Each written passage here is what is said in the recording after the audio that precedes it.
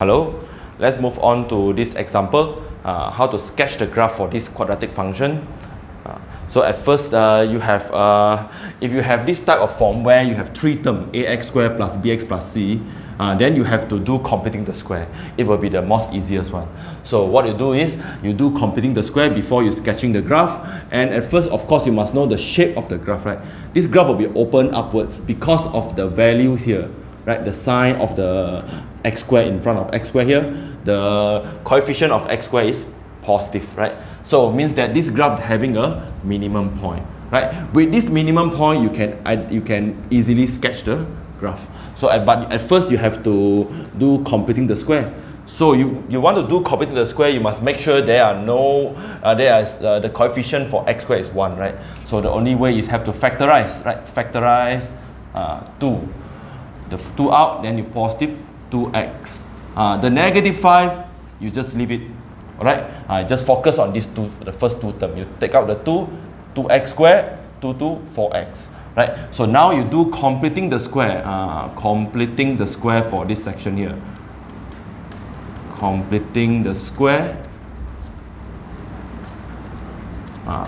So you completing the square for this part here. So very simple.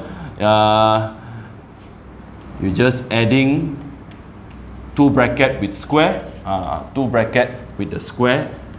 Okay, this is the way you do completing the square, right? So you take the 2, the b here, divide by 2, 2 divided by 2. Then you can see you have 2 x squared plus with 2x plus with 1 to the power of 2 minus with 1 to the power of 2. Minus 5. This one, if you minus, you will get back the original one, right? So, okay, with these three terms, you can write as a complete square, x plus 1 square. So if you expand this one, you will get back the same thing here, right? So then minus 1. So this one is actually this one, right? So minus 5. So you have to multiply back the 2,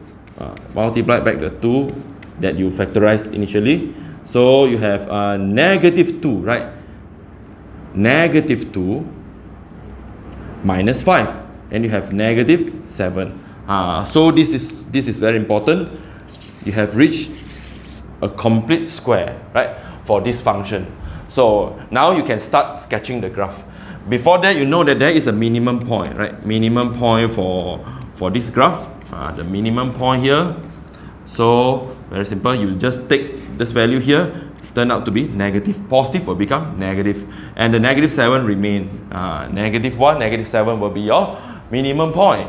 So now you can sketching the graph by refer to this this minimum. So you have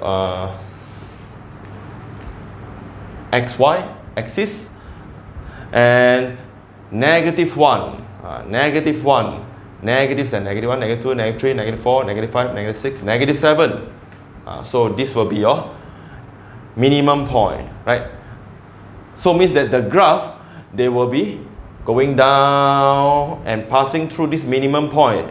Or this is actually a turning point. They will turn and go up again. So before that, to be nice, you have to find the Y-intercept. For Y-intercept,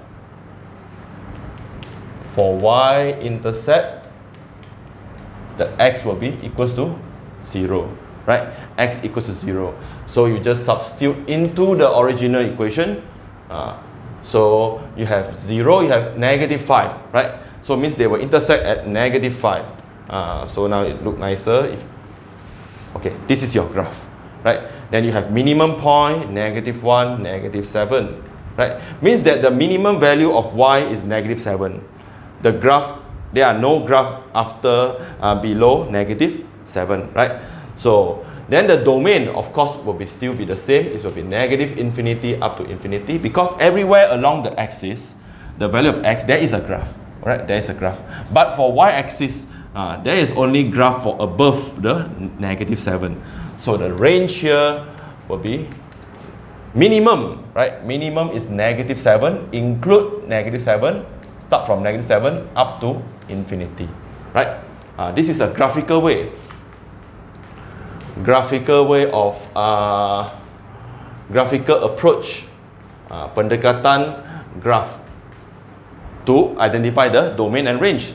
So if you don't want to use the graphical way, you can use the algebraic way. Algebraic way of sketching, of identify the domain and range. So of course the domain will be negative infinity to infinity. You must know the reason, because they always have an output for quadratic. Quadratic is defined, means that there is a value come out. There is a value, the real number. For any value of x that you put, there must be an answer. So therefore the domain is always negative infinity to infinity. So this is no problem. But for range, this is the one that control the output. X plus 1 square is unknown, right? So this is control everything for fx. So if you want to use algebraic method, you also must do completing the square. You must do it because you want to get this one. Because x plus 1 square is at least 0. Anything square is at least 0. So later you have positive 2. Okay, you multiply 2, there are no effect. It's still at least 0, right? It's still at least 0. But when you minus with 7, you follow.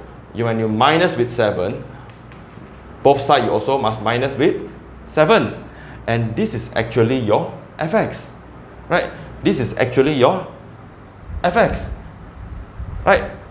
So means that this is your fx must be at least negative 7, or it can be y at least negative 7.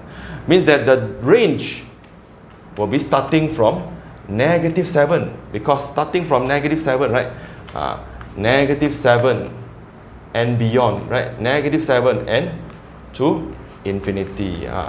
This is without sketching the graph, right? So if you understand mathematics in a very algebraic way, it will be better for you compared to depend on graphing, right? Graphing. So, okay, that's all for this video.